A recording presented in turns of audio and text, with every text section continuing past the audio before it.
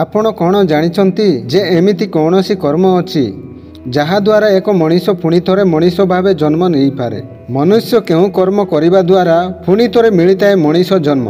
तेबे आज एही विषय रे जानिबा। बंधुगण, ए दुनिया रे जे जन्म नेइछि तार मृत्यु दिने ना दिने निश्चय होइताए। एहा एक कठोर सत्य, एहाकु केही टाळी पारिबे नाही। एमिति मना जाए मृत्यु परे पुनर्जन्म होइताए। जेमिति दिन परे राति और राति परे दिन होइताए, सेहीपरि गरुड़ पुराण अनुजाई प्रत्येक जिनिसर पुनर्जन्म होइताए। जो व्यक्तिर जन्म होइताए तार मृत्यु परे पुनर्जन्म होइताए। आज आपणଙ୍କୁ कहिबी केउ कर्म करिले मनुष्य को द्वितीय थर मनुष्य जन्म मिलिथाए। गरुड़ पुराण अनुजाई प्रत्येक व्यक्ति को कर्म अनुजाई फल मिलिथाए। मनुष्य आगामी जन्म रे केउ जन्म नेब ताहा मध्य गरुड़ पुराण रे कुआ जाइछि। मनुष्य द्वारा करा जाउतिबा कर्म द्वारा यह स्थिर होइताए। किंतु संपूर्ण वीडियो देखिबा पूर्व आपणଙ୍କୁ अनुरोध, वीडियो को गोटे गोटे लाइक करंतु और बहु मात्रा रे शेयर करंतु। जदि चैनल पाई नुआ ताहेले सब्सक्राइब मध्य करिनेबे।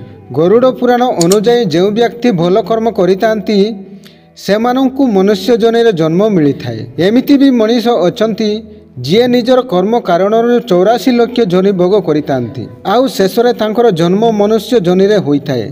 कर्म 3 प्रकार होइथाए, जता संचित कर्म जहाँ पूर्व कर्मर फल होइथाए। सही संचित कर्म अनुजाई मनुष्य को जो शरीर मिलिथाए ताहा प्रारब्ध कर्म और वर्तमान रे जहाँ कर्म करुचंती ताहा त्रियमाण कर्म अटे।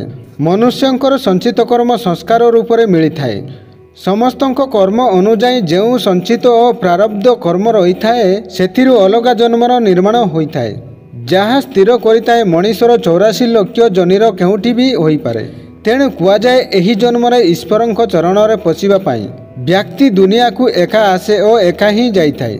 माता पिता ज्ञानी गुरु पंडितों केबे भी अनादर करिबा उचित नुहे किंबा सेमानंक पाई मनरे खराब विचार आनिबा अनुचित। जो व्यक्ति एमिति करिथाए ताकू महापाप लागिथाए। एभली व्यक्ति नरक भोग करिथांती। एमाने जेते दान पुण्य करिले मध्य सेही पाप जाए नाही। जो व्यक्ति दान पुण्य करिबा सह अन्यर हित चिंता करिथाए, पशुपक्षी और अन्य जीव उपरे दया करिथाए, से मनीष जन्म पाई थांती। गरुड़ पुराण अनुजाई जो मनीष मृत्युर शेष समय जो जिनिस भावी थांती तांकु सेही अनुजाई आगामी जन्म मिलिथाए। जो व्यक्ति अंतिम समय भगवान को स्मरण करी निजर प्राण त्याग करे से मोक्ष प्राप्त करिथाए। तेणु आपणଙ୍କୁ वीडियोटी किपरि लागिला मतामत कमेंट रे लिखंतु एवं वीडियोटी को लाइक शेयर एवं सब्सक्राइब करंतु। नमस्कार, जय जगन्नाथ।